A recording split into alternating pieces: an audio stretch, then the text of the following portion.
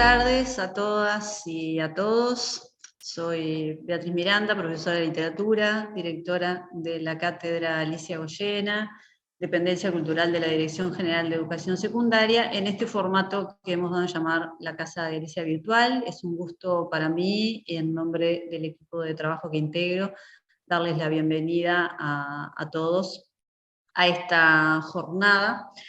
Y muy especialmente, además a todos los que nos acompañan hoy desde todas partes del país, el responsable de la jornada de hoy, que es el profesor doctor Santiago Cardoso. Nos convoca hoy una nueva instancia, una jornada especial en torno a el tema que él ha venido desarrollando, ¿verdad? Poética y política entre la lengua y el discurso. Y si bien Santiago es un habitante habitual de la casa y agradecemos mucho siempre sus propuestas que integran nuestra agenda, hoy especialmente ese agradecimiento está dirigido a él porque implicó la reiteración, ¿verdad? Esta actividad, como ustedes saben, se realizó en el mes de febrero en forma presencial.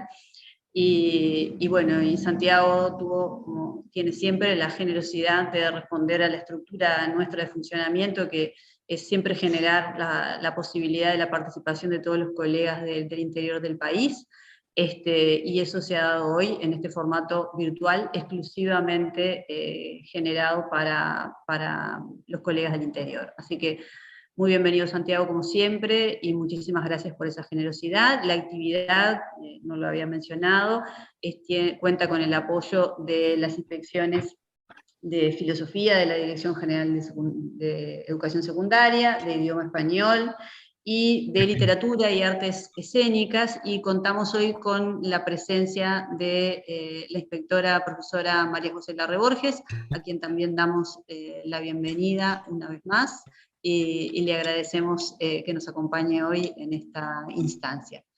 No sé, María José, si querés decir algo. Nada, un saludo muy especial, un agradecimiento y un reconocimiento a las colegas, socias y amigas de la cátedra que hacen posible lo imposible. A ver si apagamos los micrófonos. Ahí está. Otro agradecimiento con un abrazo para Santiago, que tiene la humildad de los sabios, ¿no? Porque comparte lo que sabe. Y bueno, me alegra, estoy viendo el listado, ver a cantidad de colegas de todo el país acá presentes, así que sin más, aprender.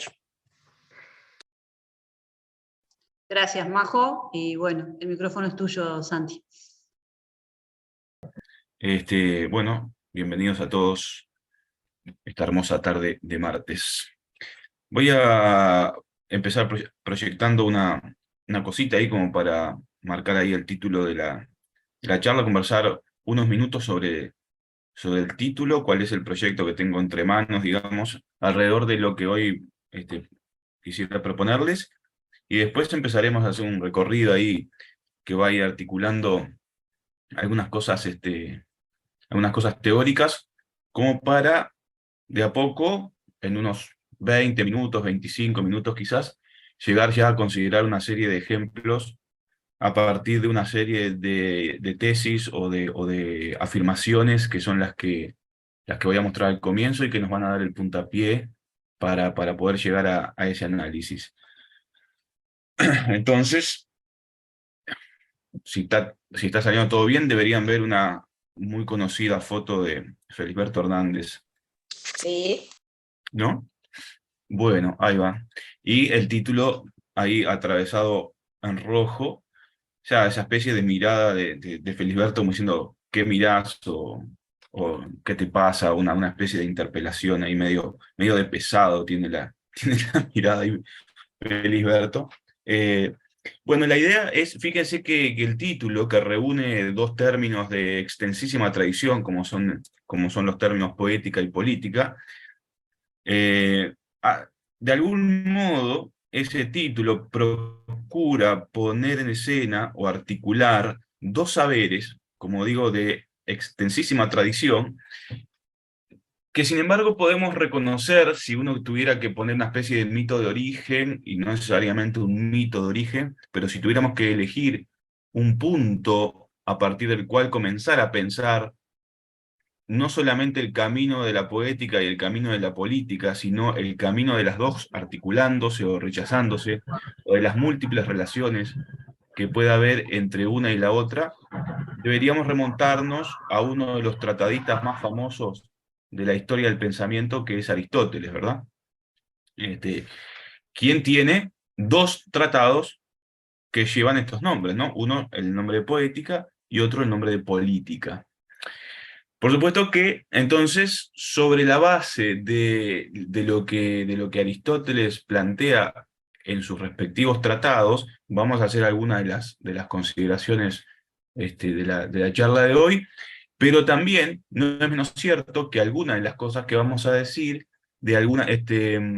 van en contra de algunos postulados de Aristóteles, particularmente de la clasificación genérica que Aristóteles hace en la poética. Es decir, el régimen jerárquico, el régimen clasificatorio que él propone en esa obra, no sé, régimen mimético o régimen representativo, como se lo conoce, que sigue vivito y coleando hasta el día de hoy, sufre en algún momento de la historia ciertos reveses, y esos reveses, sí, han sido estudiados especialmente por un filósofo francés que todavía sigue vivo, que se llama Jacques Rancière, y lo que me parece relevante adelantar desde ya es que el revés, digamos, ese cachetazo o esa sacudida que termina por que procura que procura derrocar o que intenta, sí, que intenta derrocar o que rompe o procura romper con el régimen aristotélico, a ese movimiento, que es un movimiento básicamente de escritura, Rancière le da el nombre literatura. Por tanto, ya nos estamos metiendo en el centro, en el meollo más álgido de la cuestión.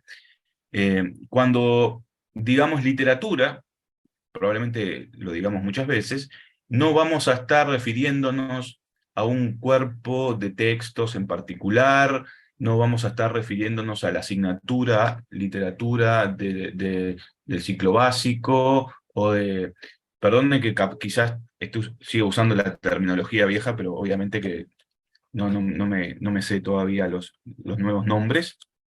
Sé que no es más ciclo básico, es algo medio integral, no recuerdo bien ahora cómo es la cosa. Pero en todo caso, cuando digamos literatura, no vamos a nombrar sino otra cosa que la ruptura o la aparición de un régimen nuevo de escritura que rompe con la clasificación genérica propuesta por Aristóteles. Entonces allí nosotros tenemos una vía de acceso a la reflexión, al pensamiento sobre la lengua. Eso es a lo que quiero aspirar, ¿no? Es decir, a partir de esa ruptura, que es una ruptura poética y política a la vez, o si quieren, estética en general, también con el nombre estética podemos englobar la relación o la articulación entre la poética y la política, ¿sí? Quisiera yo centrarme en aspectos estrictamente lingüísticos y discursivos. Por eso está la otra parte del texto, del título, ¿no? La parte donde se dice de la lengua al discurso.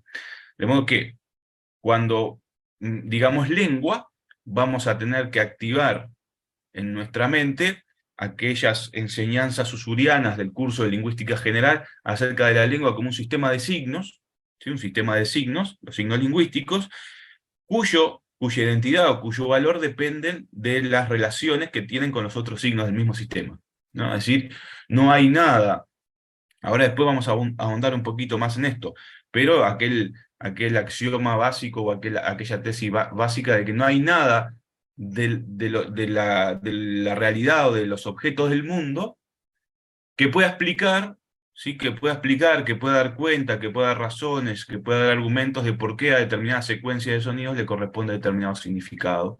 Es decir, la relación arbitraria que caracteriza el signo lingüístico. Tomando eso como base, tomando como base la idea de que la lengua es un sistema de signos que se definen por pura diferencia, y que en que la lengua no hay más que diferencias, y que esa lógica es una lógica absolutamente irreductible contra la cual no podemos luchar, por decirlo de alguna forma. Y a su vez, tomando la noción de discurso cómo la puesta en funcionamiento que los individuos hacen, ¿no?, de la lengua, la puesta en funcionamiento de la lengua que cada uno de nosotros hace, bueno, a través de esas dos nociones vamos a ver cómo podemos trabajar la articulación entre la poética y la política. ¿Sí? Esa sería un poco la idea, y bueno, vamos a ver qué sale. Entonces, la primera cuestión que me parece fundamental es plantear nuestro punto de apoyo, tal como lo escribió de forma explícita Jacques Rancière, este filósofo francés que yo les mencionaba hace un ratito, en un libro que se llama en un ensayo que se llama El trabajo de la araña, que pertenece a un libro que se llama El hilo perdido. En un momento de ese ensayo, Rancière hace un momento bastante avanzado del ensayo, Rancière hace la siguiente observación que ustedes ven ahí transcripta, ¿no? Los hombres son animales políticos porque son animales poéticos.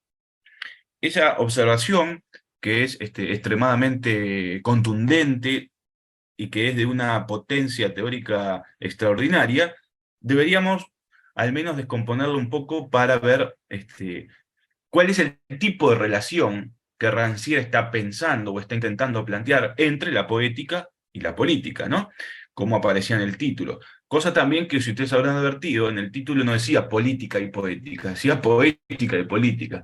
De algún modo, aunque son dos términos coordinados, de algún modo lo que quería dar a entender, no sé si eso fue posible o no, lo que quería dar a entender era que primero la poética y la política como consecuencia, en todo caso, si tuviéramos que plantear una relación cronológica o causal como la plantea Rancière, ¿no? Es decir, el ejercicio del logos, como lo entendía Aristóteles, como la capacidad ¿no? El logos como lenguaje, como ley, como discurso, como decir, como enunciación, en los múltiples sentidos que tiene la palabra griega logos, que tiene muchos más también, algunos de los cuales resultan muy criticables, y hay algunos autores que han hecho su obra a partir de la crítica de esa noción de logos.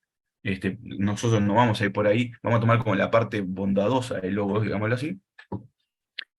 A partir de la noción de logos que plantea Aristóteles, como la posibilidad de distinguir el bien del mal, ¿no? Nos ofrece la posibilidad de distinguir el bien del mal, lo adecuado de lo inadecuado, lo conveniente de lo inconveniente, para la vida en común. Y esa distinción, la posibilidad de razonar y de argumentar al respecto, ¿sí? La posibilidad de exponer en común las razones que nos permiten distinguir el bien del mal, etcétera, etcétera, lo que acabo de decir, eso es lo que Aristóteles llamaría política. Y solo hay política porque hay logos. O sea, lenguaje. Pero Rancière plantea que la condición de la política, en los términos que lo acabo de plantear, en los términos estrictamente aristotélicos, depende también de la existencia de lo poético, digámoslo así, de lo poético o de la poética, entendiendo la poética en primera instancia en su sentido etimológico, ¿no? Como proveniente de poiesis, como creación, como el poeta como el hacedor, no necesariamente el que escribe poema, ¿no? Sino el que hace con la lengua, el que crea con la lengua, el que siempre está en situación de producción con la lengua. Y por lo tanto ahí convendría recuperar una noción que es poco estudiada en la formación docente y no menos en la formación universitaria, pero sin duda en la formación docente yo no tengo recuerdo o muchos recuerdos de haberlo estudiado, sino a través de un autor que vuelve sobre él, que se llama Cosseriu. El autor al que me refiero es Humboldt, que hace una distinción para pensar el lenguaje, hace una distinción entre dos palabras, entre dos nociones, el concepto de energeia y el concepto de ergón. Energeia querría decir algo así como actividad, concebir el lenguaje como una actividad constante que todo el tiempo se está reestructurando, rearmando, rehaciendo sobre la base de lo que ya existe. Es decir, no es una constante originalidad, sino un rehacerse permanente sobre la base de lo que el lenguaje proporciona, ofrece, sobre las posibilidades que ya hay. Y ergón sería el resultado, el producto de esa actividad. Pero lo bueno que tiene la distinción entre energeia y ergón es que es una distinción dialéctica y por lo tanto no podemos quedarnos como una cuestión estanca, ¿sí? O nos quedamos con la energía y nos olvidamos de ergón, o nos quedamos con ergón y nos olvidamos de energía, ¿no? Va todo junto. Entonces, pienso que, siguiendo la línea planteada por Rancière, sostener que somos animales políticos porque primero somos animales poéticos, ¿sí? Específicamente en la línea de Rancière, tiene que ver con una dimensión del lenguaje, que es una dimensión inherentemente estética, ¿sí? Inherentemente estética, pero no en el sentido en el cual la palabra estética, por ejemplo, se asocia a la belleza necesariamente, sino estética como la capacidad de producir, ¿sí? La capacidad que el lenguaje tiene de producir efectos de sensibilidad, efectos que tienen que ver con ver cosas, sentir cosas, ¿no? Apreciar cosas, inteligir cosas que no necesariamente se ven, ¿sí? O que en una época se ven y en otra época no se ven, y entonces se van como reacomodando las cosas que son visibles, que son inteligibles, que son comprensibles, aquellas cosas de las que podemos hablar, aquellas cosas de las que podemos decir, de las que podemos predicar, ¿sí? Y que por lo tanto además se nos hacen visibles no solamente a los sentidos, sino también al intelecto, y por lo tanto pueden ser razonadas, pueden ser criticadas, tienen que ser interpretadas, pueden ser discutidas, pueden ser puestas en litigio, etcétera, etcétera. Entonces, la noción de poética que aquí toma Rancière, me parece, tiene que ver con esa noción de estética, o de aistesis, como él titula uno de sus libros, en tanto la posibilidad o la capacidad de producir efectos sensibles, el lenguaje produciendo para nosotros, no solamente el lenguaje para Rancière, pero para nosotros el lenguaje, como aquello que es capaz de producir efectos de sensibilidad. Y cuando decimos efectos de sensibilidad, quiero ser especialmente cuidadoso, si es que me sale, en extraer el corazón polisémico que tiene la palabra sentido, ¿no? Que es la palabra que se encuentra en la raíz de sensibilidad. Entonces, cuando hablemos de poética como aquello que es la condición de posibilidad de la política, vamos a entender la condición, la naturaleza o el carácter inherentemente estético del lenguaje, ¿sí? En términos de producir efectos de sensibilidad. Y por efectos de sensibilidad vamos a entender, piensen en la palabra sentido. ¿Sí? En la palabra sentido, por lo menos en español, piensen en la palabra sentido. Tiene múltiples significados la palabra sentido, ¿no? Uno de ellos, vamos a tratar de despejarlos para luego volver a entreverarlos. Uno de los significados puede ser el que tiene cuando nos referimos a aquellos sentidos con los cuales venimos dotados biológicamente. Entonces, cuando hablamos de la vista, del oído, del olfato, del gusto y del tacto, solemos usar la palabra sentido, o sea, los sentidos humanos o los sentidos del cuerpo, etc. Ahí entonces la palabra sentido aparece notablemente marcada por el discurso biológico, ¿sí? También el discurso filosófico tomó esa línea, pero vamos a quedarnos con el discurso eminentemente biológico, porque me va a interesar cuestionar un poco esa especie de transparencia que la palabra sentido parece estar queriendo conseguir. Entonces, con sentido designamos eso, ¿no? Los 5 sentidos de nosotros, los humanos, la especie. De ahí también la famosa película protagonizada por Bruce Willis, que todo el mundo debe haber visto, ¿no? El sexto sentido. Fenómeno. Otro sentido de la palabra sentido, ¿sí? Tiene que ver con lo que significa esa palabra, por ejemplo, en el terreno lingüístico, o más específicamente en el terreno de la semántica, como una de las partes de la lingüística, o incluso en el terreno de lo que siempre más o menos se ha llamado filosofía del lenguaje. Por tanto, ahí el sentido de las palabras, ¿sí? Ya tiene que ver con un asunto que solemos saldar de manera bastante apresurada, de manera bastante rudimentaria y de manera bastante pasiva, si queremos, bastante rudimentaria, pasiva y no me acuerdo qué otra cosa dije, pero como de forma medio precipitada, en los diccionarios, ¿no? Uno suele tener tiene la sensación, y hasta cierto punto está bien que así sea, de que los diccionarios ofrecen, ¿sí?, del modo en que organizan el sistema de acepciones de una palabra, ofrecen algo que tiene que ver con eso que llamamos el significado o el sentido de las palabras, aquí usando significado y sentido como sinónimos.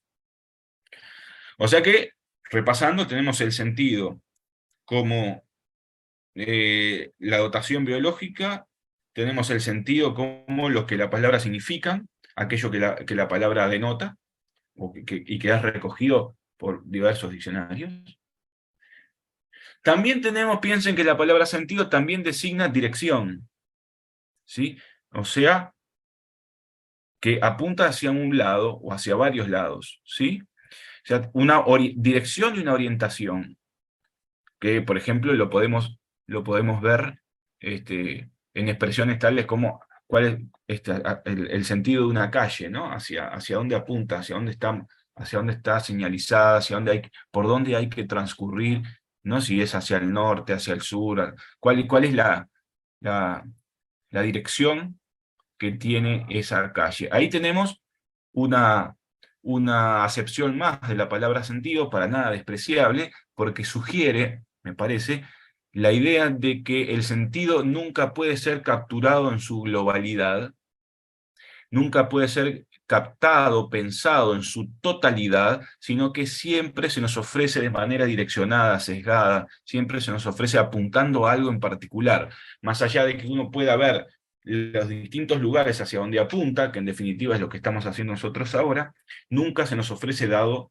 en su conjunto, así, ¿no? O por lo menos la posibilidad de inteligir el sentido de las palabras así, de un golpe, de forma total, es bastante complejo.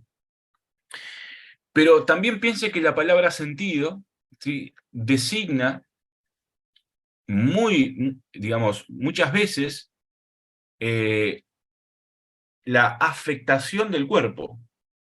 Es decir, plantea la posibilidad de que el cuerpo, nuestro cuerpo, sea objeto, por ejemplo, de lesiones musculares, por ejemplo, con relación a las cuales solemos decir, o por lo menos en el ámbito deportivo se suele decir, que un futbolista, un basquetbolista, un tenista está sentido, ¿no? Acaba de torcerse el tobillo, tiene un esguince y por lo tanto está sentido del tobillo. O se golpeó la pierna y está sentido de la rodilla, etcétera, etcétera. Quiere decir que la palabra sentido también designa, ¿sí?, también designa ese tipo de afectación que concierne especialmente al cuerpo, ¿tá? Y que nosotros, o afectación de la cual nosotros decimos que estamos sentidos.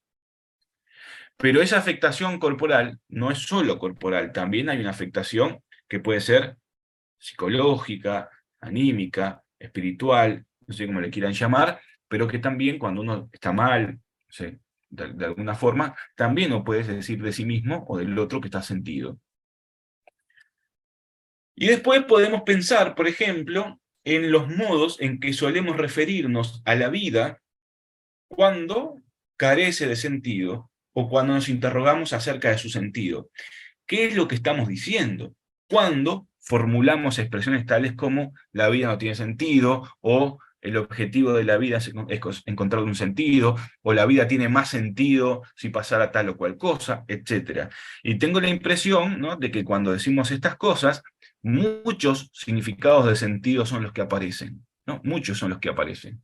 Me parece que aparece el de orientación, ¿sí? Es decir, no, cuando uno dice que hay que darle sentido a la vida, no está diciendo que se vaya a ir para cualquier lado, la vida que rebote para el lado que sea, digo, puede ser, pero me da la sensación de que no es lo más habitual, sino que trata como encontrarle una orientación, o varias orientaciones a la vida. Entonces, eso también procede de esa polisemia que caracteriza notablemente a la palabra sentido, ¿no? Y por lo tanto, todo esto, todos los sentidos de la palabra sentidos, no serían absolutamente nada si no se opusieran a su contrario, que es el sinsentido. O sea, la ausencia de sentido, la carencia de sentido, la falta de sentido, ¿sí? Por lo tanto, hay que siempre tener presente que sentido vale con relación a su opuesto, sin sentido, y significa todo lo que significa, porque esta palabra es usada en un montón de discursos, en un montón de hablas, de decires, en los cuales se relaciona, ¿verdad?, con otras palabras de modo diferente. Obviamente que la palabra sentido, cuando la encontramos empleada en el discurso de la medicina o de la biología en general, y cuando la encontramos empleada en semántica, el juego de relaciones, ¿no?, en el que entra la palabra sentido va variando, ¿sí? Va variando, y en función de ese juego de relaciones que implica otras palabras, ¿sí?, a partir de ese juego de relaciones, que es un juego de diferencia fundamentalmente, es de donde se obtiene el sentido del sentido. Es decir, la palabra sentido, o el significado de la palabra sentido, no se obtiene de los objetos del mundo, ¿sí? Se obtiene de lo que nosotros hablamos, de las prácticas discursivas en las cuales empleamos la palabra sentido, y en el conjunto de las relaciones que esta palabra mantiene con otras tantas palabras, siempre en el discurso en los que aparece. Entonces, cuando digamos poética, en el sentido de Rancière, tengamos especialmente presente esta polisemia de sentido, y con una vuelta de tuerca más, que yo no estoy seguro de si es una vuelta de tuerca exactamente rancieriana, ¿sí?, pero me animo a decir, en todo caso, que sí es una vuelta de tuerca más hegeliana. Piensen que es muy difícil, cuando no imposible, determinar en qué momento comienza y termina uno de los sentidos de la palabra sentido para dar comienzo a otro, y luego para dar comienzo a un tercero. Es decir, en el uso corriente que nosotros hacemos de la lengua, o sea, lo que llamamos discurso, no se nos presenta la situación de la forma ordenada en que se nos presenta cuando leemos los significados de una palabra en el diccionario. No está perfectamente ordenado todo, y esa ordenación o ese orden que el diccionario nos ofrece, es un orden que plantea las cosas desde lo literal hacia lo metafórico, o sea, de lo que suele llamarse, fíjense, el sentido recto de una palabra, hacia lo que suele llamarse un sentido oblicuo de la palabra. Con el problema añadido de que siempre se asume, a mi juicio de forma equivocada, que el sentido recto, que ya no es sentido recto, porque recto ya es una metáfora, pero que el sentido recto o el sentido literal de una palabra o de una expresión está más cerca, más pegado a la realidad, y cuanto más nos alejemos de la realidad, más metafórico se vuelve el sentido. Si nosotros manejamos, como me gustaría manejar aquí, la idea susuriana de que un signo se define solo por diferencias con otros signos, la distinción entre lo literal y lo metafórico, entre lo recto y lo oblicuo, tiene que tomarse con muchas pinzas, ¿sí?, con muchísimas pinzas. Dicho esto, agrego, piensen que cuando nosotros usamos la palabra sentido para designar los 5 sentidos de los que venimos provistos biológicamente, cabría la posibilidad de pensar, de sostener que ese uso de la palabra sentido, que cuando nos referimos a ese discurso de la biología, ya está impregnado del sentido como lenguaje. Y que no hay posibilidad de separar en el sentido de sentido la dimensión estrictamente y únicamente biológica, por un lado, y el sentido lingüístico, por otro. Estoy escuchando, perdonen que interrumpa así, pero porque escucho algún ruidito de un micrófono y a veces me desconcentra. Entonces, piensen que cuando uno ve algo, en este caso yo tengo una pared enfrente de mí, cuando uno ve algo, cuando uno escucha algo, cuando uno huele algo, etcétera, ¿no? Cuando usamos sentido para referirnos a esa dotación biológica, eso que ve, eso que escucha, etcétera, ya está hecho del sentido en el sentido lingüístico. Porque si eso no estuviera hecho ya de sentido lingüístico, no podríamos tener la capacidad de conceptualizar. Para empezar, la acción de ver como ver, el escuchar como escuchar, el oler, ¿no? O el olfato como olfato. Digamos, nuestra relación con el entorno, sobre todo el entorno concreto, inmediato, del cual recibimos los estímulos a esos sentidos, ya es una relación lingüísticamente mediada. Si nunca es una relación con el mundo directa, frontal, como si nuestra relación con el mundo pudiera darse al margen del lenguaje, al margen de la significación. Y por eso creo que convendría aquí traer una afirmación que el filósofo italiano Giorgio Agamben hace en algún lugar, que él dice algo así como, el ejemplo lo voy a variar, pero supónganse que ustedes tienen frente a así una silla, y Agamben diría algo así como que nosotros no vemos una silla, sino que entendemos una silla. Y la diferencia que él intenta establecer entre ver una silla y entender una silla es abismal, porque es la diferencia de tener metido todo el lenguaje en el medio. Y ahí es el punto en el que yo quiero que nos ubiquemos para reflexionar hoy y para entender luego cómo, a partir de esa cuestión, uno de los efectos que produce la lengua o el discurso, o sea, la lengua en uso, son efectos políticos, particularmente la literatura. ¿Sí? Particularmente la literatura, en el sentido de Rancière, en el sentido de la posibilidad de hacer ver o de relacionarnos con el mundo de formas que no, ¿sí? De formas de sentir, de formas de vivir, de formas de pensar, de formas de hablar, que no eran las que usábamos habitualmente. O sea, algo relativamente inédito. ¿Mm? Algo que no estaba inscripto en nuestra forma de relación con el mundo, pero que la literatura produce como efecto de esa condición poética que estábamos hablando, y ese hacer aparecer nuevos objetos, nuevas formas de percepción, nuevas formas de hablar acerca de las cosas, etcétera, etcétera, eso es lo que podemos llamar política también, efecto político de la literatura, ¿sí?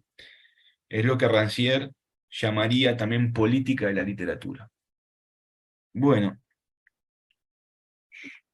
voy a dejar de compartir un poquito. No sé si fui claro, más o menos claro. El lugar en el que me gustaría que nos paráramos es un lugar complicado, porque implica mezclar cosas y Y bueno, y manejarse ahí, ¿no? En el ámbito de la polisemia, en el ámbito de la ambigüedad, partiendo de la base de que la ambigüedad, las situaciones de equívoco, es decir, nuestra relación con la lengua y nuestra relación con el mundo, asumiendo que es una relación lingüística, ¿sí? Es una relación esencialmente equívoca, no es una relación transparente, no es una relación unívoca, ¿sí? No es una relación unívoca, no es una relación de superposición entre la lengua y los objetos del mundo, muy por el contrario, ¿no? Es una relación permanentemente corrida, permanentemente desfasada, equívoca, problemática, opaca, en fin, podemos buscar ahí una serie de sinónimos, pero esa es un poco la idea.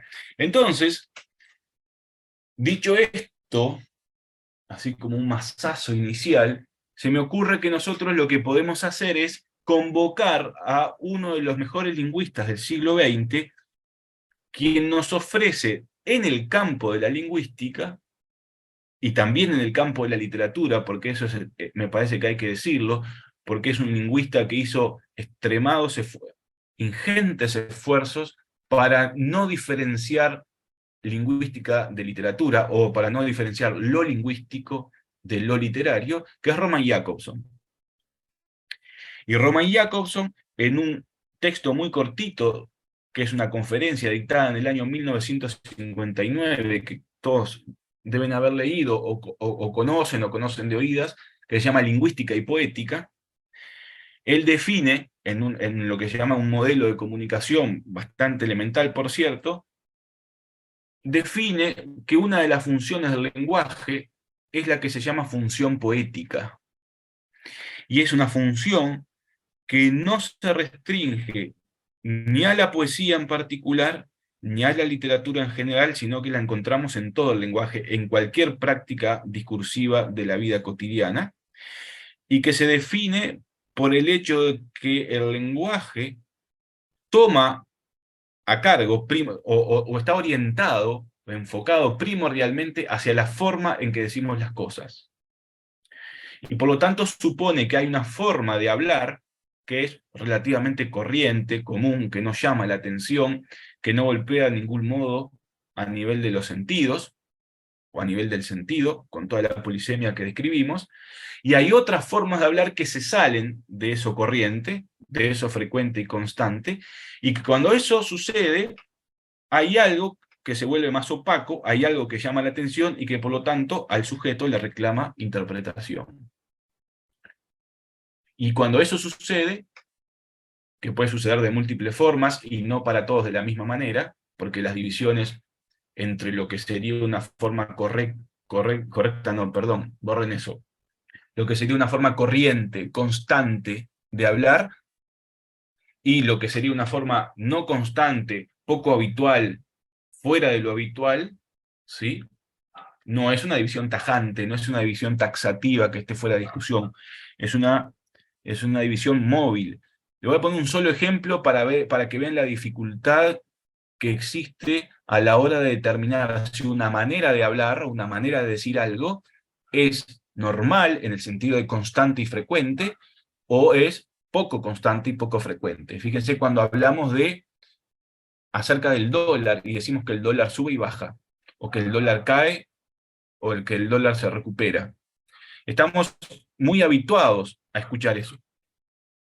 Y sin embargo, creo que siempre, digamos, si estamos más o menos atentos, no deja de resultarnos raro que del dólar se diga que suba y que baje, que se recupere, que se hable del dólar, digamos, como si fuera un organismo vivo, por ejemplo, y digo, no diga, bueno, recupera la salud, ¿no? Cuando se habla de la economía que está saludable y cosas así, o como cuando se dice que cuando los gobiernos de derecha, neoliberales que han azotado a la región, cuando asumen, lo primero que dicen es la economía tiene que sincerarse. Entonces se habla de la economía, se construye un discurso de la economía en términos de una prosopopeya, ¿no? Como si efectivamente la economía tuviera las propiedades que tiene los humanos, que tenemos los humanos. La propiedad es de decir la verdad y de mentir. Bueno, ese es un ejemplo, y otro ejemplo un poquito más radical es el caso de esa figura que todos conocemos con el nombre de catacresis, que es cuando no tenemos una palabra que supone que es literal para designar un objeto y utilizamos una expresión metafórica, tales como el brazo del sofá o del sillón, el ojo de la cerradura, el pie de la montaña, que son expresiones que, siendo ellas metafóricas, juegan a ser literales, ¿no?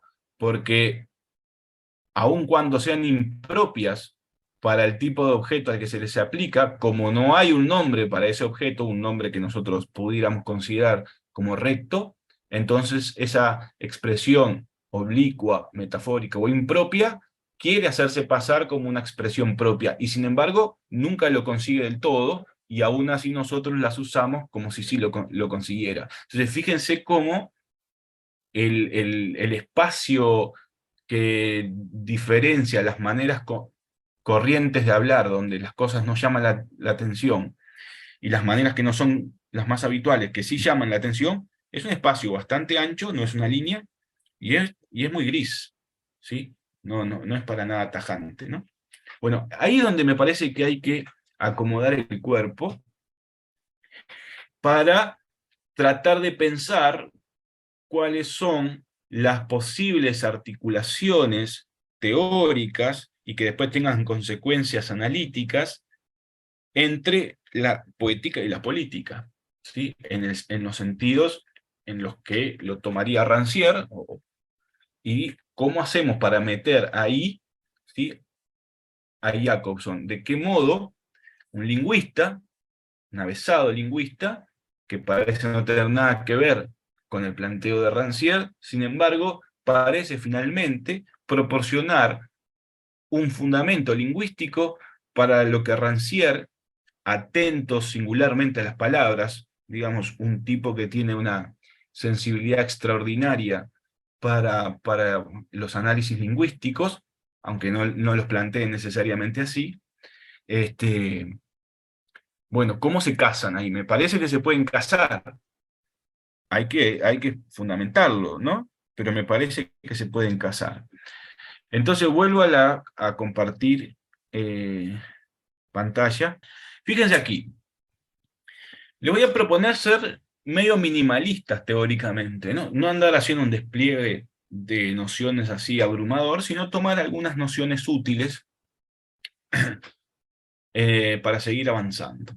Decíamos hoy al comienzo, en ocasión de comentar las palabras que aparecían en el título, que para nosotros es fundamental considerar la lengua como un sistema de signos definidos por diferencia y oposición, siguiendo las enseñanzas de Saussure, ¿no?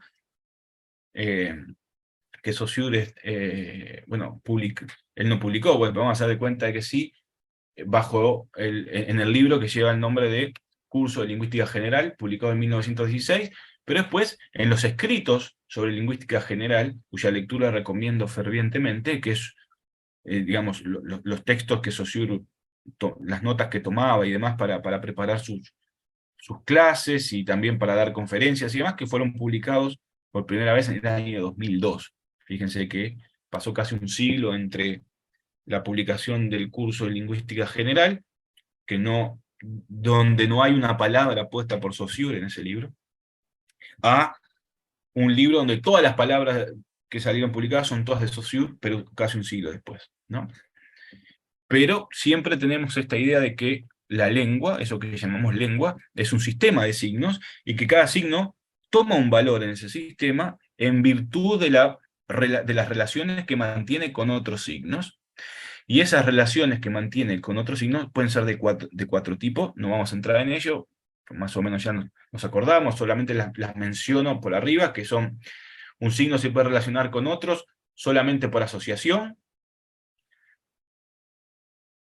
puede relacionarse con otro tomando en cuenta la relación que hay entre la raíz léxica de las palabras, o sea, entre lo que es el significado y el significante léxicos, se puede relacionar con otros signos por la vía de la asociación entre significante y significado gramaticales. Por ejemplo, si uno piensa en enseñanza, que es el ejemplo que ofrece Saussure, tenemos la posibilidad de que enseñanza se relacione con templanza, con matanza, con esperanza, con semblanza, porque hay una relación de proporción entre la terminación ansa de enseñanza respecto al verbo enseñar, que es la misma relación que vemos en templanza con respecto al verbo templar, y también es la misma que vemos en esperanza con respecto al verbo esperar. Y después tenemos una cuarta y última vía por la cual un signo puede relacionarse con otros, que es la vía de asociación estrictamente por el significante, donde el significado no juega en principio, y donde un término como enseñanza se puede relacionar con palabras como lanza o como panza. Término, digamos, vía de asociación generalmente olvidada, o a la que no se le suele dar la relevancia que tiene, porque obviamente que para que enseñanza pueda valer como un signo, a nivel de su expresión, de su significante, tiene que distinguirse de signos que suenen parecidos.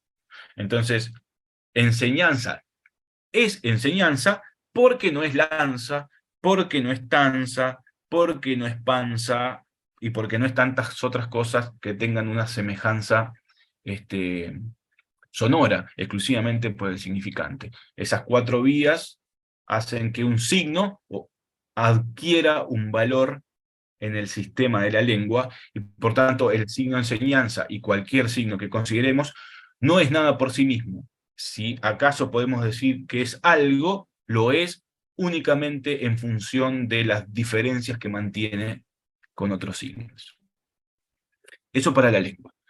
Para el discurso sería la puesta en funcionamiento de la lengua, ¿sí? Y el acto por el cual la lengua se convierte en discurso, o la lengua se pone en funcionamiento bajo esa forma que llamamos discurso, es lo que el lingüista francés Émile Benveniste llama enunciación.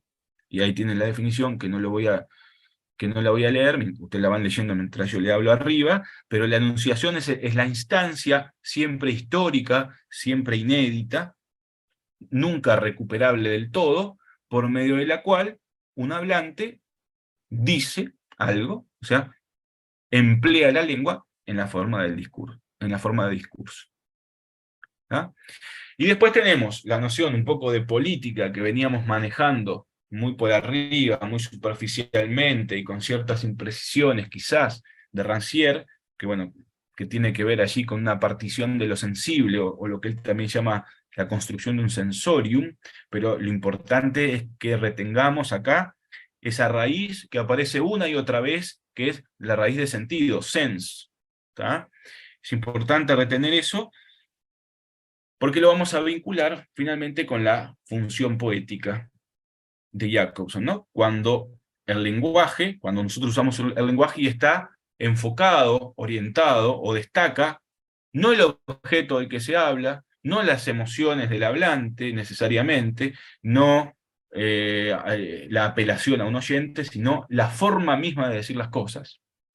Y por tanto, en este sentido, yo quisiera arriesgar la hipótesis de que tanto Rancière como Jacobson, con relación a la lengua, mantienen un enfoque o una perspectiva teórica materialista. No necesariamente en el sentido de Marx, aunque para Rancière quizás le quepa, no para Jacobson, aunque quizás también le pueda caber a Jacobson porque era ruso. Pero materialista en el sentido de que atienden especialmente al modo en que se dice, ¿sí? Al modo de hablar, a los modos de decir, y por tanto ahí hay una materialidad que tiene que ver, por ejemplo, con el vocabulario, que tiene que ver con la sonoridad, que tiene que ver con la sintaxis, con la gramática de una lengua, ¿sí? Que es irreductible. Cuando uno examina algo, ese nivel de análisis, el nivel gramatical, es irreductible. Aquí tenemos la función poética definida por Jacobson, esta sí lo voy a leer, y después voy a hacer un cortecito, voy a habilitar, vamos a hacer algún intercambio medio breve de unos 10 minutos, con relación a lo ya dicho, antes de empezar a los ejemplos, así no siguen recibiendo esta masa, y también yo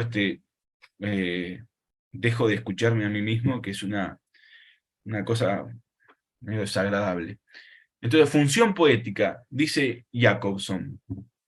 ¿Te recuerdan que el esquema comunicativo de Jacobson está compuesto por 6 elementos? El emisor, el receptor, el referente o el contexto, el mensaje, el código y el canal. Cuando el lenguaje se orienta hacia una de estos elementos o de estos participantes, aparece una función del lenguaje específica que toma la delantera, ¿no? Que adquiere relieve, adquiere preeminencia, en desmedro de otras. Siempre están todas juntas, dice Jacobson, pero se va produciendo como estratos, como relieves, y algunas son más importantes y otras menos. Cuando la orientación del lenguaje, cuando el uso del lenguaje hace que lo que se destaque sea el mensaje, ¿sí? Que para Jacobson mensaje quiere decir manera de decir las cosas, ¿está? Bueno, aparece la función poética, dice, la tendencia hacia el mensaje es la función poética. Y acá esto es lo que más me importa, que no puede estudiarse con efectividad si se la aparta de los problemas generales del lenguaje, o por otra parte, el análisis de este requiere una consideración profunda de su función poética. Y creo yo, y esto se puede discutir, que Rancière, sin decirlo así, lo practica. Todo el tiempo, cuando se mete con la literatura en particular, practica esto. Cualquier intento encaminado a reducirla a poesía o viceversa, constituiría una forma engañosa de simplificar las cosas al máximo. Esta función no es la única que posee el arte verbal, pero sí es la más sobresaliente y determinante, mientras que en el resto de las actividades verbales actúa como constitutivo subsidiario y accesorio. Aquí sí, de algún modo está marcando la diferencia entre lo que llamamos literatura como un trabajo particular sobre el lenguaje, y lo que son conversaciones cotidianas, donde puede aparecer la función poética, pero no necesariamente constituye la búsqueda de un escritor, etc. También sirve para profundizar, y esto es notable lo que dice Jacobson, también sirve para profundizar la dicotomía fundamental de signos y objetos, a base de promover la cualidad evidente de aquellos. Es decir, partimos de la base de que los signos y los objetos están distanciados, de que los signos no son un espejo de los objetos, de que los signos no recogen, que el significado de los signos, el valor que los signos tienen en un sistema lingüístico, no tiene que ver con la naturaleza, la esencia o la sustancia de las cosas. Ahí hay una brecha, hay una separación constitutiva de la relación entre los signos y los objetos, sobre la cual la función poética actúa, y que hace que esa distancia no solamente se ahonde, se profundice, sino que se vuelva extremadamente visible. ¿Y cuál es el efecto de ese ahondamiento, de esa profundización? Opacidad. Opacidad por todos lados. Y cuanto mayor es la opacidad en la relación entre los signos y los objetos, mayor es la interpretación que se suscita. Bien. Bajo la pelota del piso por acá un poco, y no sé si alguien quiere decir algo, acotar, precisar. Bueno, voy a tomar, mientras piensan si quieren decir algo, una cuestión que apareció acá en el chat de Beatriz Becerra, que leo su planteo. Dice: lo que plantea sobre el dólar y cómo referirnos a la suba o baja me hace acordar a Lakoff y Johnson en Metáforas de la vida cotidiana. Sí, está bien que te haga acordar a eso. Lo que te podría decir, y creo que no vamos a poder relacionarnos, es que la perspectiva teórica adoptada acá en esta charla y la perspectiva teórica en la cual se apoyan Lakoff y Johnson en ese libro son, no te diría que contradictorias del todo, pero bastante diferentes. ¿Mm? Y cuando hagan formulaciones, preferiría que las hablen, que no las escriban. Así, esto se parece más a una conversación. Bueno, Santiago, hola, habla Silvana. Silvana, ¿qué tal? Yo te escribí ahí, pero me quedé pensando en eso de la silla que dijiste, ¿no? Entonces, tú planteas que lo que, no me acuerdo quién, pero bueno, si lo que veo no es una silla, sino lo que yo entiendo, que es una silla, entonces se puede dar que haya como, que cada persona entienda algo diferente de lo que es una silla. Bueno, capaz que con la silla no es tan complicada la cosa, ¿no? No, entiendo que con la silla no, pero me imagino que se puede complejizar mucho. Eh, Por supuesto, por Depende de supuesto que cuál sea el sí. elemento, el objeto. Sí, y la complejidad depende también de la complejidad del sistema de relaciones en el que la palabra entre. Voy a poner un ejemplo. Hace muchos años ya, capaz que 10 o no tanto, en una facultad acá en Montevideo, en la Facultad de Información y Comunicación, bueno, la cantina era atendida por los estudiantes, entonces fui a comprar agua previo a una clase y le pedí al estudiante de materia, le pedí un agua natural, ¿sí? Un agua natural. Y el estudiante en ese momento abrió los ojos así como desquiciado, como si sus ojos me estuvieran interrogando sobre qué estaba pidiendo yo, ¿no?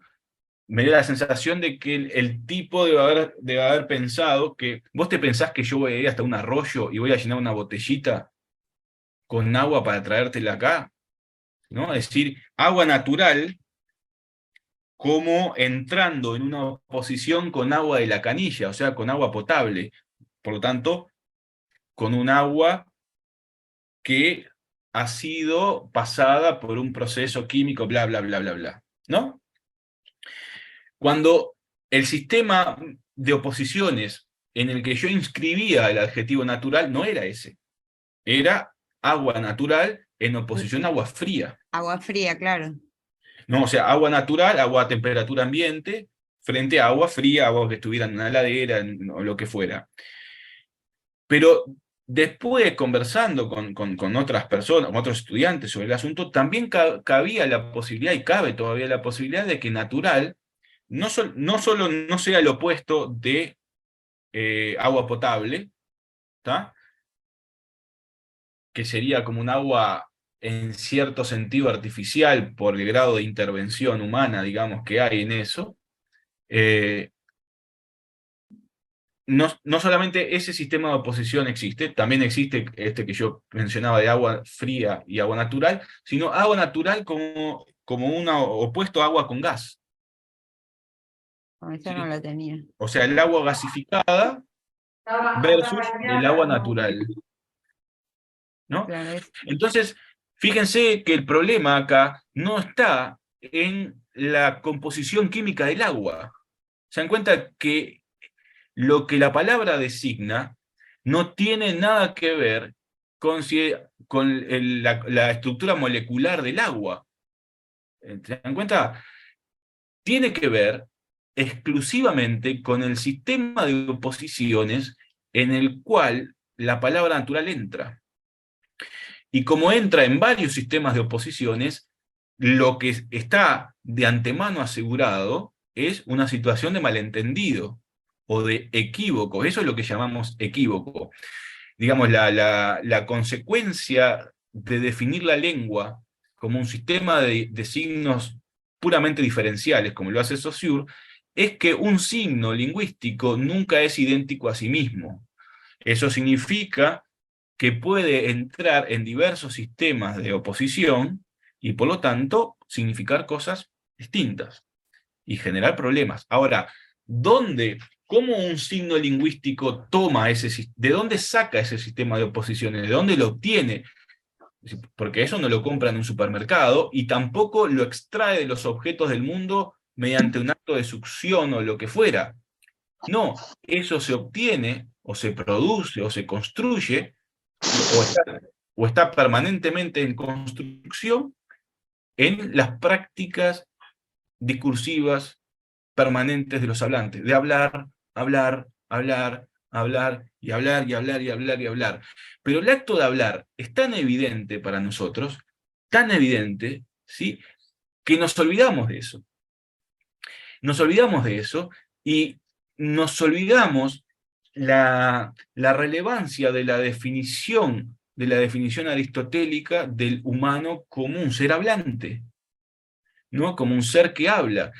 Fíjense que es curioso, porque toda esa relevancia, esa importancia que funda, digamos, la noción de política, al menos en la línea aristotélica, todo eso solemos olvidarlo. ¿Por qué? Porque hablamos todos los días, porque, porque es lo más común que hacemos, ¿no? Porque acá, por ejemplo, como estoy yo verborrágicamente hablando sin parar, y todo lo que estoy diciendo, y todo lo que dicen ustedes, han dicho, todo lo que hemos leído, construye discursivamente, en el discurso, en la práctica de hablar, que es una práctica histórica, construye juegos de relaciones entre los signos. Y de ese juego, que es un juego de diferencias, ahí, eso es lo que produce el sentido, no no que sea H2O, porque en cualquier caso es H2O.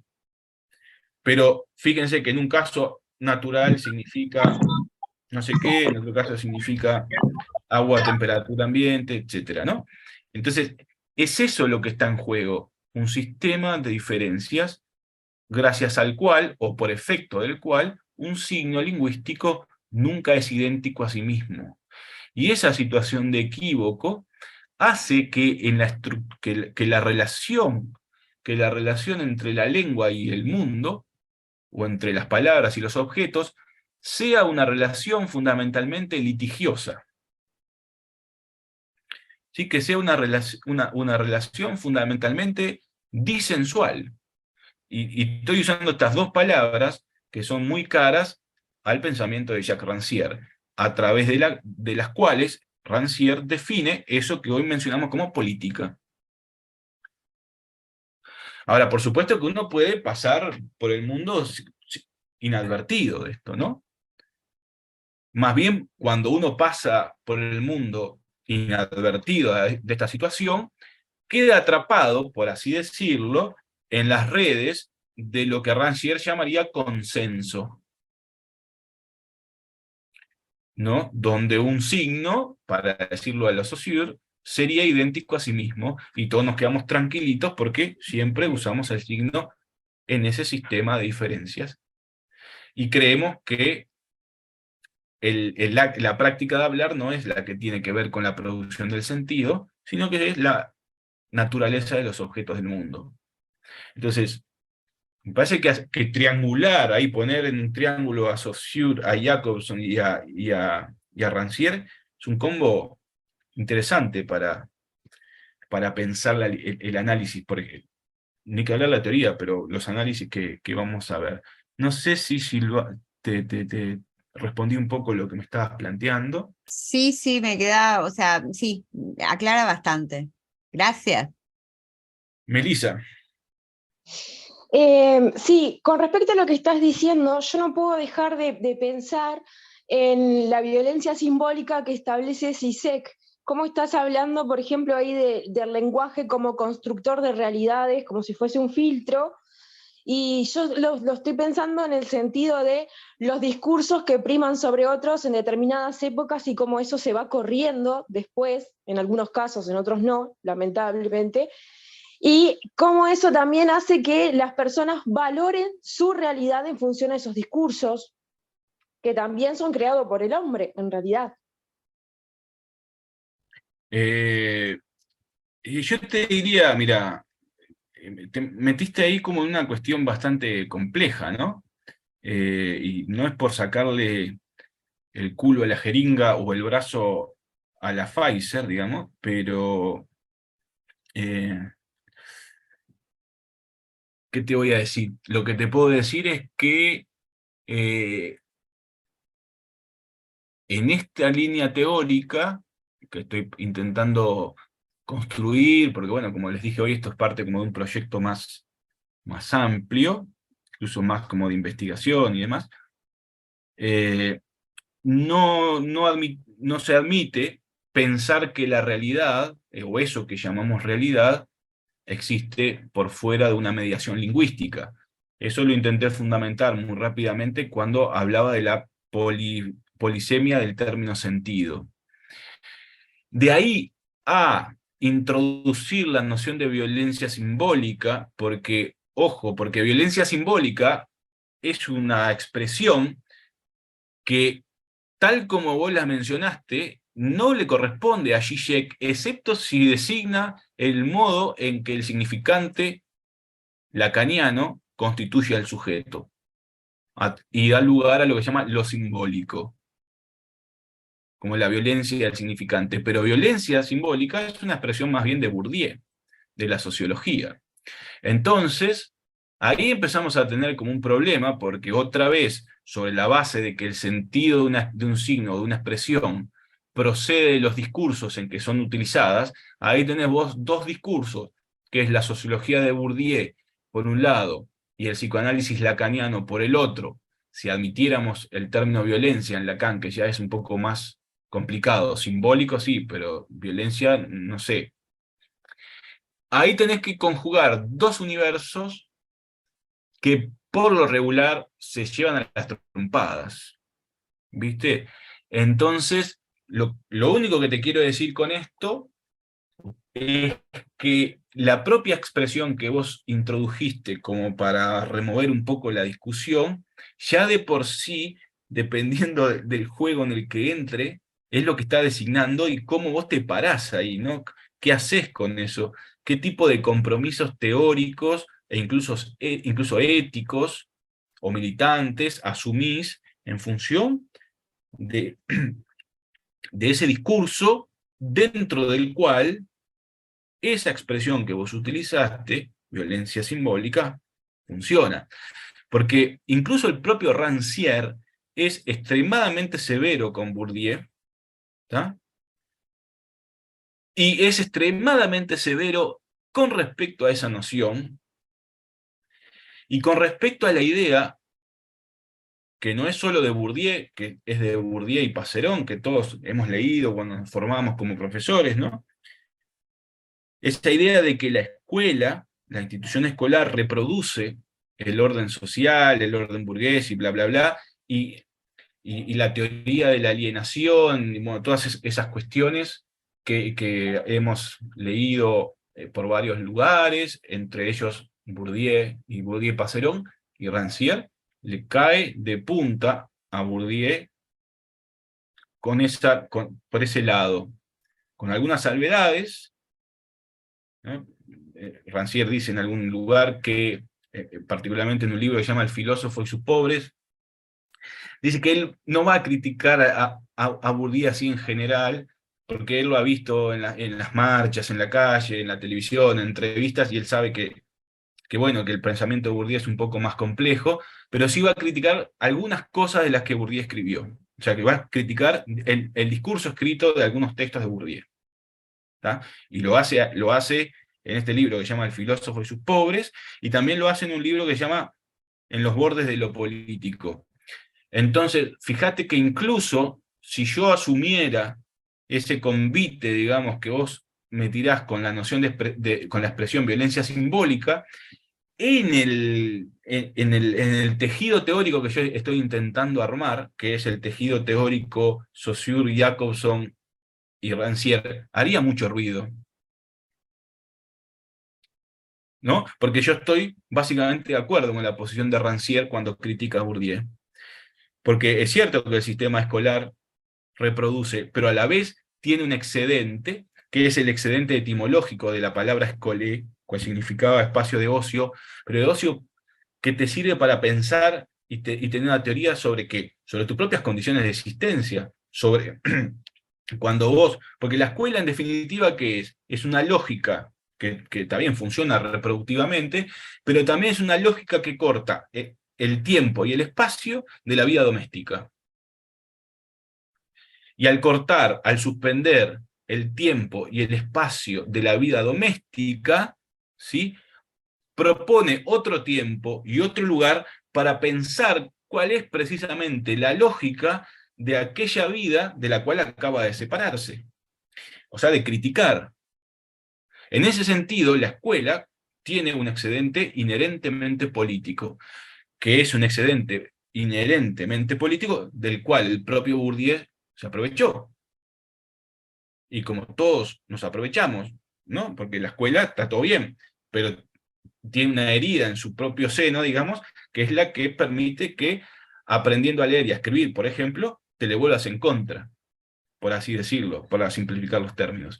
Entonces, viste que se pone linda la cosa cuando traes esa noción de violencia simbólica, que además tiene ya varias acepciones, y también quizás el uso que se ha hecho en algún momento de esa expresión, probablemente aquí en nuestra región, atravesando el discurso de Paulo Freire. Es posible que se haya devaluado mucho esa expresión, que haya terminado por significar cosas que no conviene por ahí que signifiquen, no lo sé, es una hipótesis, ¿no? Pero bueno, no sé si más que responderte directamente a una polémica. No, quedó claro. No es para intimidar a nadie, es más bien para mostrar la dificultad que tiene pararnos en este lugar, ¿no? Digamos. Santiago, a mí me gustaría hacerte una pregunta. Sí, dale. En tanto profesora de literatura, nosotros siempre corremos por el filo, digamos, de la interpretación y la invención, ¿no? Lo que yo a veces llamo interpretosis, ¿no? O hacerle decir al autor, y yo ahí se me aflojan las piernas, ¿no? Porque vaya a saber si el autor sabe lo que quiso decir, ¿no? Pero bueno, en fin, esto está lindo como discusión didáctica, en definitiva. Yo soy bastante, sí, por supuesto que he estudiado a Jacobson, a Saussure, a Bourdieu, etc. Pero he leído bastante a Peirce, que no estaría, digamos, en la misma línea que vos estás planteando. Pero viste que, por ejemplo, él se pregunta, ¿qué pasaría si un signo no fuera arbitrario? ¿No? Incluso utiliza la noción de ícono, ¿no? Para hablar a algo que tiene semejanza con el objeto al que se refiere, inmediata semejanza, ¿no?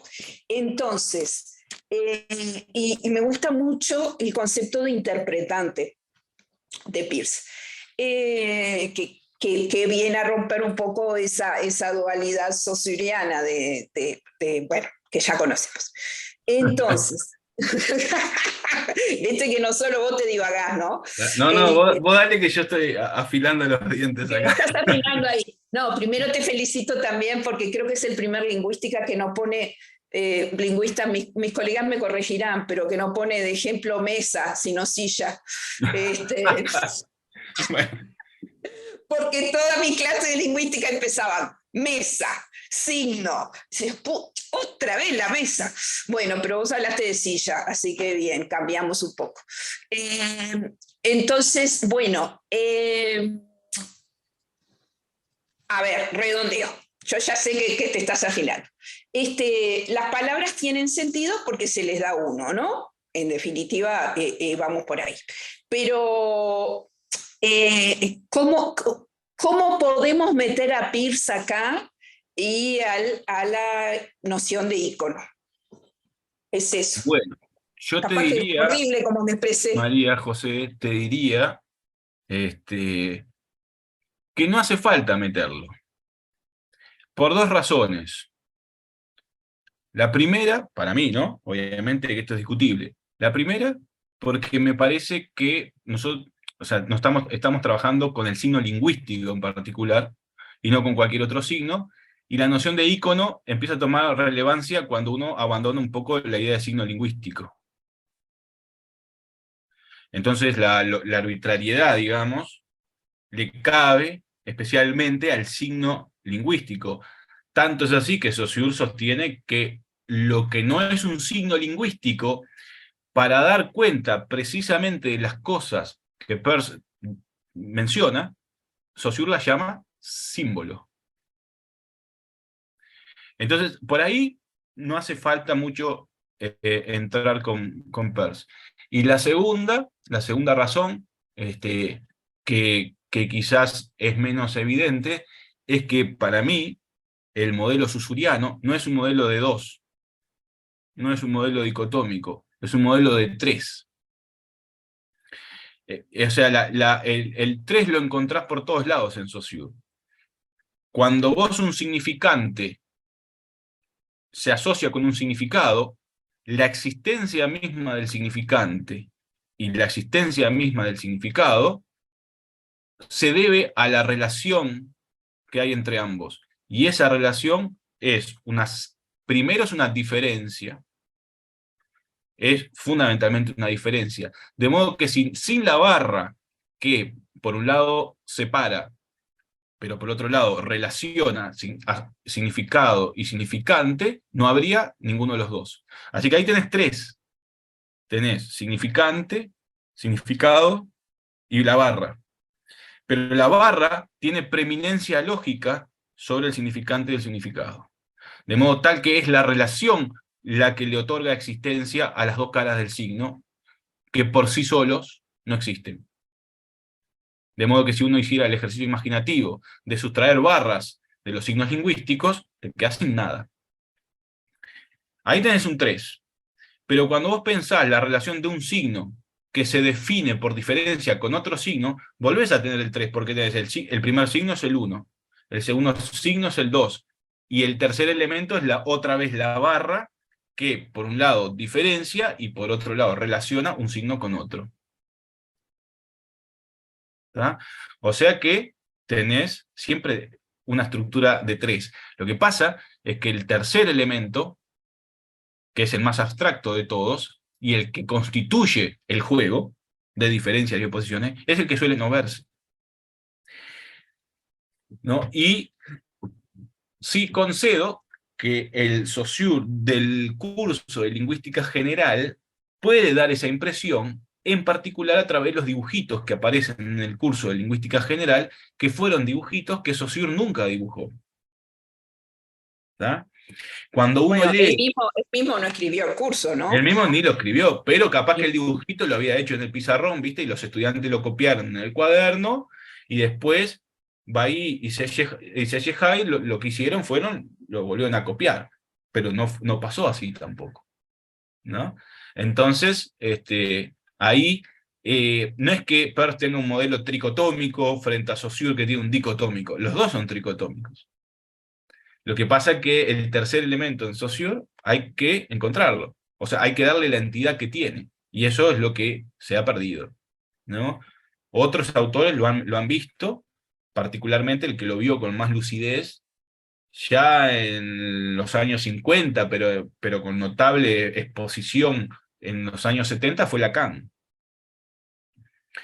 En el 57, Lacan escribe un texto donde supuestamente revierte la estructura del signo lingüístico de Saussure del curso y formula lo que se llama el algoritmo lacaniano en el 57. Y en el seminario que Lacan da en el 72 y en el 73, que es el seminario 20, él vuelve sobre el asunto y plantea el mismo, para mí, esto es una discusión que tengo con psicoanalistas amigos, plantea la misma discusión que está planteando Saussure, incluso en el curso. ¿Cuál es el vínculo entre el significante y el significado, y de este último con el referente? Y es llamativamente semejante la formulación de Lacan con la formulación saussuriana, en términos de cómo el significado se vincula con el referente. Pero esto para decir que hay un 3 en Saussure, no un 2. Entonces me parece que Peirce no hace falta. Y la tercera, que quizás es por la que debería haber empezado, es que yo de Peirce sé muy poco. Entonces tampoco te puedo decir más que esto. Pero aún así creo que esto que te dije es por lo menos relativamente atendible.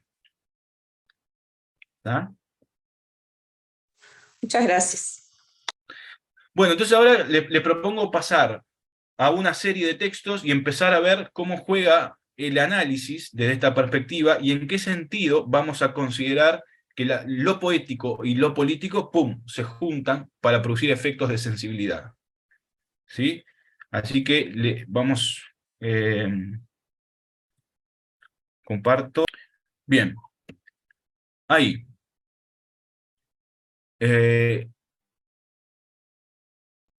Un fragmento de un libro muy bonito, muy breve, de un escritor argentino que a mí me gusta mucho, que se llama Daniel Goebel. ¿Sí? Tiene un programa de televisión, creo que ya no lo hace más, pero está en YouTube, que se llama Campo de Batalla, que son entrevistas, están muy buenos. Y entonces, acá está hablando de otro escritor que es Di Paola, y dice lo siguiente, ¿no? Dice, en este pedacito de Mis escritores muertos, Daniel Goebel dice, Di Paola, se había mudado hacía más de una década, quizás dos, cuando la municipalidad tandilera o tandilense decidió honrarse encajándole el premio de Ciudadano Ilustre de esos pagos, y que antes que él habían recibido un actor vivo y un cronista muerto. Esa distinción menguada habría de servirle para obtener obra social y una jubilación que alcanzara para la sopa. Sergio Vicio, escritor conocido por muchos, EMB y yo, entre otros, fuimos a hablar en el acto oficial en su homenaje. Eso, pragmáticamente, se combinaba también con deposición de autógrafos, en la Feria del Libro del lugar, ceremonia a mi cargo. Fíjense que cuando uno observa esto,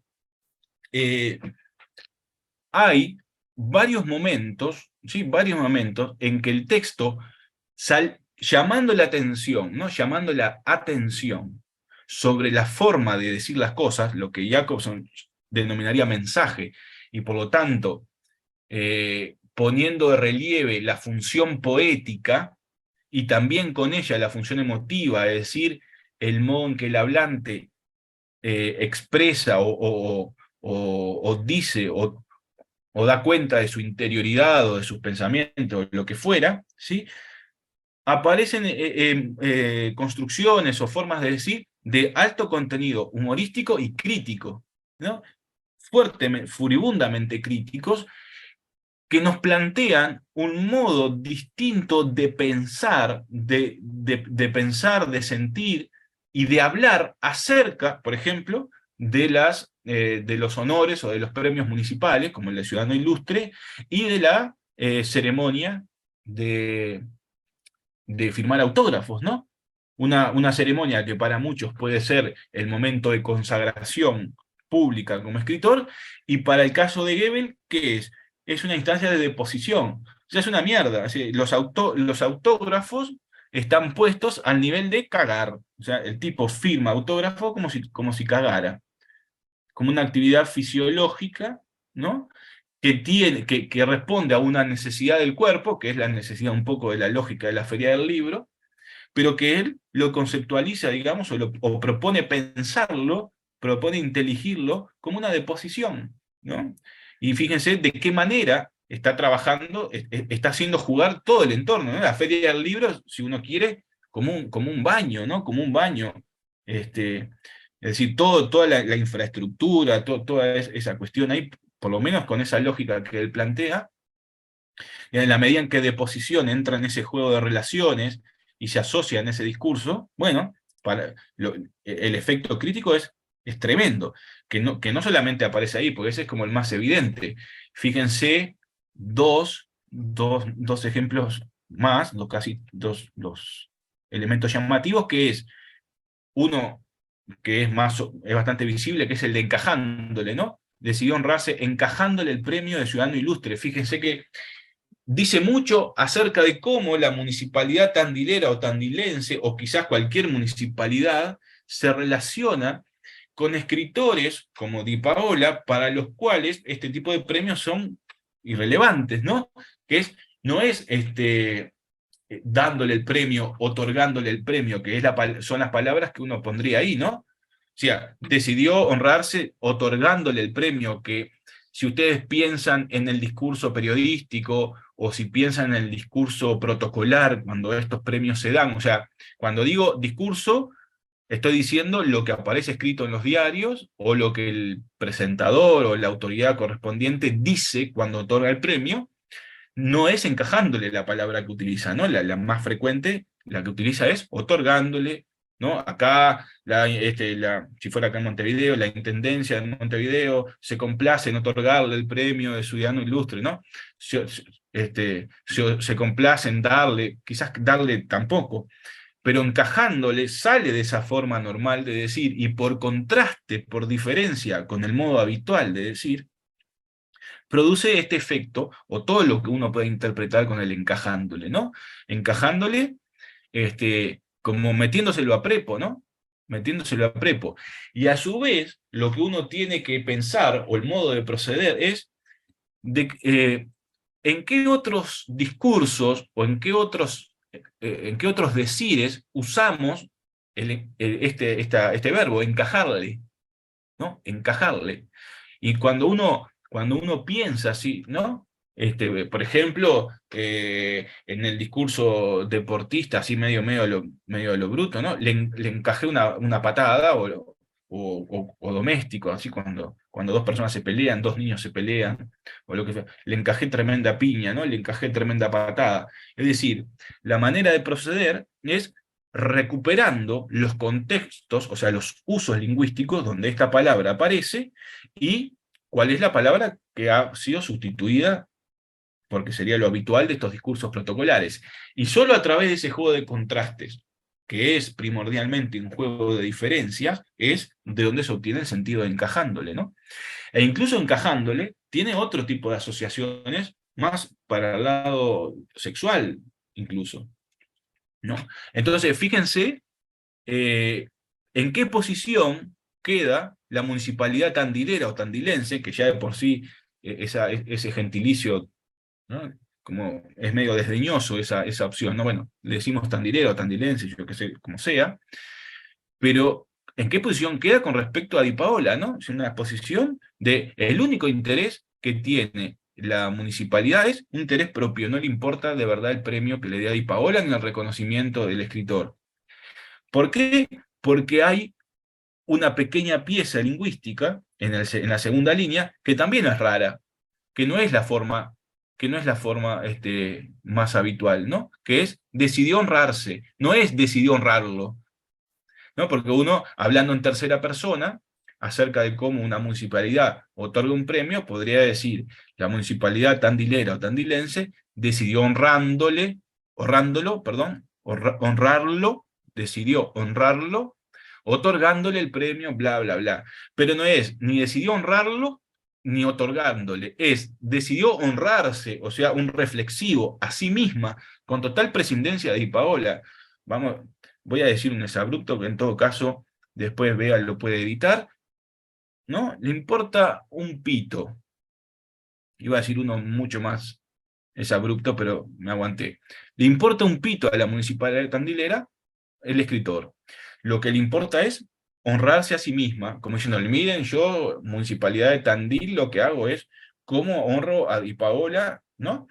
Pero está la falta de interés por el escritor, y tanto el interés hacia uno mismo, que lo que hace es le encaja el premio, aunque no lo quiera el otro. ¿Está?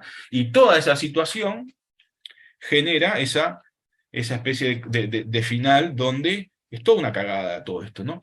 Tanto es toda una cagada la situación, tanto es una mierda toda la situación, el contexto, la tensión, la hipocresía, etcétera, que ¿qué pasa con Daniel Goebel cuando tiene que firmar autógrafos? Depone. Entonces, ¿en qué sentido aquí lo poético y lo político están juntos? En el sentido de Jacobson es indiscutible, porque hay un modo de hablar que no es el más frecuente, tanto en deposición como en honrarse o encajándole. Así que hay algo ahí que llama la atención por el hecho de salirse de las formas habituales, de los discursos habituales, de las palabras habituales y de la sintaxis habitual que se utiliza en este tipo de situaciones.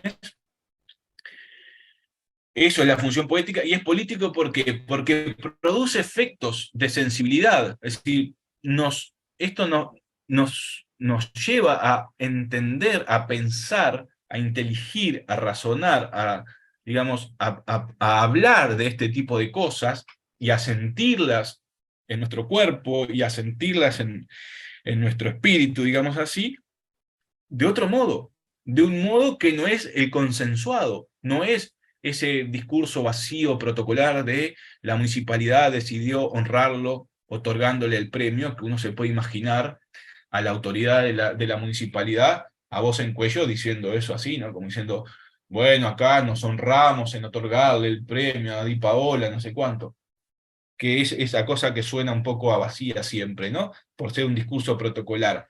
Tan poco protocolar, tan poco estereotipado está el discurso de Daniel Goebel con relación a lo estereotipado de los discursos protocolares, que lo trastoca, ¿no? Lo trastoca sintácticamente, honrarse y encajándole, ¿no? Con otro verbo que no es el que uno espera. Y ahí se produce ese efecto sensible, partiendo de la base de que las palabras provocan esos efectos, conmueven, ¿no? Y esos son efectos críticos, podemos pensar como efectos políticos. En ese sentido, y fíjense que a pesar de que podría estar en juego aquí una cuestión política o más política partidaria por tratarse de la municipalidad de Tandil, en Rancière la noción de política no tiene, no tiene relación con la política partidaria, con la política municipal, la ejecutiva, la legislativa, ¿no? Tiene que ver con la producción de efectos de sensibilidad, con una redistribución de esos efectos. Esa especie de, fíjense que si a él le interesa la noción de estética y titula un libro sobre muchas prácticas artísticas, aistesis, es porque ¿contra qué está yendo Rancière? Contra la anestesia, ¿no? Contra lo que produce efectos de dormirse, de dormirse en los sentidos, ¿no? Cuando el sentido se estabiliza, cuando uno pierde sensibilidad, cuando deja de captar matices, ¿y qué hace? Repite lo mismo, ve las cosas siempre de la misma forma, habla sobre las cosas siempre de la misma forma, siente de la misma forma con respecto a las cosas, desarrolla modos de vida, eso es muy importante en Rancière, desarrolla modos de vida siempre de la misma manera, ¿no? Y por lo tanto entra como una situación de adormecimiento, de anestesia, y por tanto los efectos estéticos de la poética van en el sentido de romper con eso, de redistribuir, de repartir lo que se llama el reparto de lo sensible, o de construir ese nuevo sensorium por el que Rancière, hay muchos textos, pero en un libro que se llama Disenso hay un texto que recuerda a Benjamin sobre las tesis sobre el concepto de historia, que se llama 10 tesis sobre la política, de Rancière, y ahí el tipo, digamos, muy metódicamente busca dejar absolutamente en claro que el sentido de política que él le da no tiene nada que ver con la política que nosotros habitualmente manejamos como poder legislativo, poder ejecutivo, partidos políticos, en fin. Quizás a veces esa posición de Rancière pueda pecar un poco de purista, pero por lo menos por ahí un poco la cosa. Ese es un ejemplo. Y como no me quiero extender mucho más, porque ya hace rato que estamos, quiero saltar a un ejemplo de Borges y Bioy Casares. ¿Ah? En un libro, de esos textos que escribían en conjunto, que se llaman Nuevos Cuentos de Bustos Domecq, el cuento, perdón, se llama La Fiesta del Monstruo, es una manifestación pro Perón, el monstruo es Perón, y va un camión juntando gente, bla, bla, bla, no sé qué. Entonces el narrador, ¿no? Está hablando con su esposa, creo que es, y le dice: te prevengo, Nelly, que fue una jornada cívica en forma.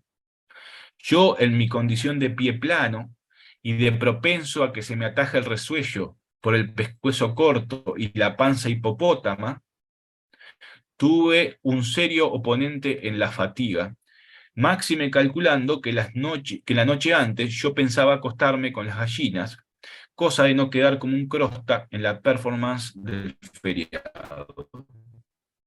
Mi plan era sume y reste, apersonarme a las 20:30 en el comité, a las 21 caer como un soponcio en la cama jaula para dar curso, con el colt como un bulto bajo la almohada, al gran sueño del siglo, y estar en pie al primer cacareo cuando pasaran a recolectarme los del camión. Fíjense, ¿no? Tremendo, porque es una burla del militante peronista, a recolectarme, ¿no? Como si fuera la basura. Pero, decime una cosa, ¿vos no creés que la suerte es como la lotería, que se encarniza favoreciendo a los otros? En el propio puentecito de tablas, frente a la caminera, casi aprendo a nadar en agua bombada, con la sorpresa de correr al encuentro del amigo diente de leche, que es uno de esos puntos que uno encuentra de vez en cuando. Y miren esto que es lo extraordinario. Ni bien le vi su cara de presupuestívoro, palpité que él también iba al comité. Extraordinario. Este cuento, además de que es una crítica, pero así, rotunda, tiene esa expresión que es muy tiene muchas cosas, ¿no? Pero quiero llamar la atención sobre presupuestivo. O sea, el tipo, y cómo él se da cuenta de que va para el mismo lado, porque le ve la cara de presupuestívoro, ¿no? Fíjense que decir de alguien que tiene cara de presupuestívoro es raro. Y presupuestívoro es una forma, un neologismo o una creación lingüística que no es estrictamente de Borges y Bioy Casares, ¿tá? Pero que está construida sobre lo que la lengua permite. Si la lengua del español permite construir palabras compuestas, ¿no? Sumando dos bases. Y eso en términos generales. Y en términos específicos, ¿qué permite? Permite que una de las bases sea boro y que otra de las bases sea aquella que va a indicar de qué se alimenta la palabra, la persona de la cual se está diciendo que es algo boro. Entonces, presupuestívoro toma, ¿no? Toma su sentido del contraste con qué, con omnívoro, con carnívoro y con herbívoro. ¿Está bien? Y además, uno de los efectos que hace es que uno piensa, ¿qué es el presupuestívoro? Si el carnívoro es el que se alimenta de carne, el omnívoro el que come de todo, y así sucesivamente, ¿el presupuestívoro qué es? El que se alimenta del presupuesto, el presupuesto estatal. O sea, es un funcionario público que se alimenta del presupuesto estatal y probablemente, ¿qué característica tenga este funcionario público criticado? O sea, en el caso del personaje era un correligionario, pero a través de ese juego Borges y Bioy están criticando, ¿no? ¿Qué característica podría tener? Ser un ñoqui, ¿no? O sea, como decimos acá, ser un funcionario estatal que solamente va al lugar de trabajo los 29 de cada mes a cobrar, y después los otros días no aparece más. Pero si ya el hallazgo de Ñoqui es extraordinario para criticar esa actitud, esa conducta de un funcionario público, el hallazgo de presupuestívoro es tanto mejor en la medida en que queda incluido a través del juego de esa palabra en el discurso de la zoología. Entonces, es como si uno pudiera abrir un manual de zoología para estudiar distintas especies animales y dentro de los rasgos aparecen, o dentro de las clasificaciones de cómo se alimentan los animales, aparece el omnívoro, aparece el herbívoro, aparece el carnívoro y aparece el presupuestívoro. Es decir, el funcionario público, como efecto de esta expresión, está colocado casi al nivel de una especie más de animal en el reino de los animales, caracterizado, por diferencia con los demás, por una particular forma de alimentarse, que es alimentarse del presupuesto del Estado.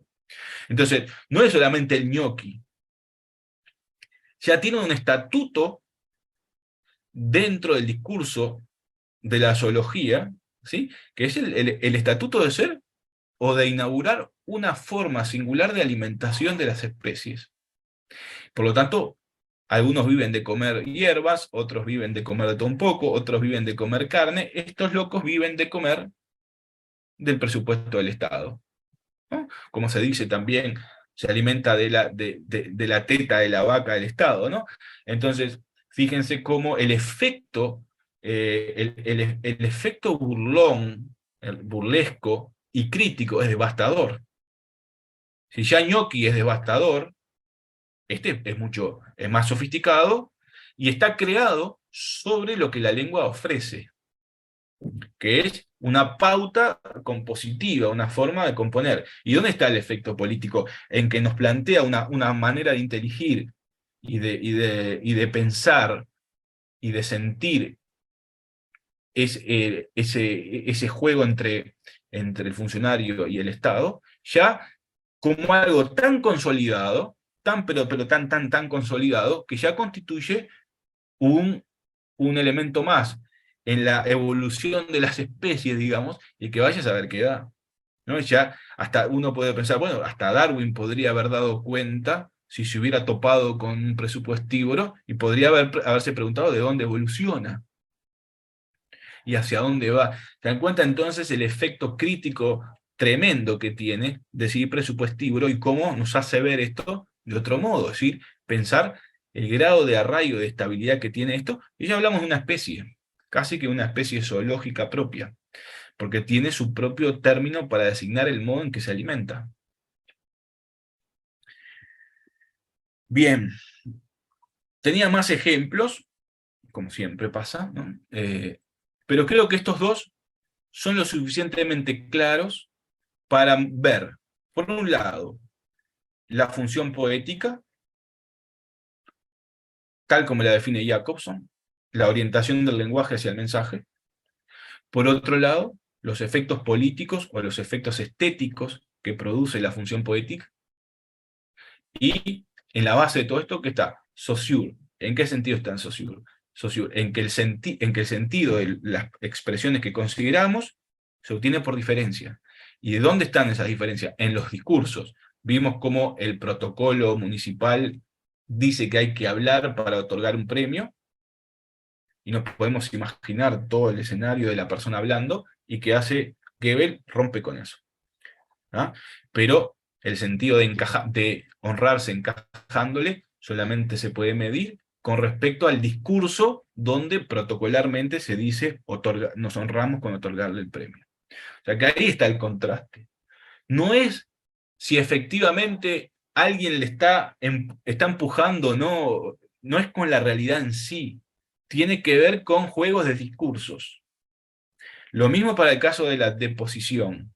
La firma de autógrafos como deposición. ¿Qué hace eso?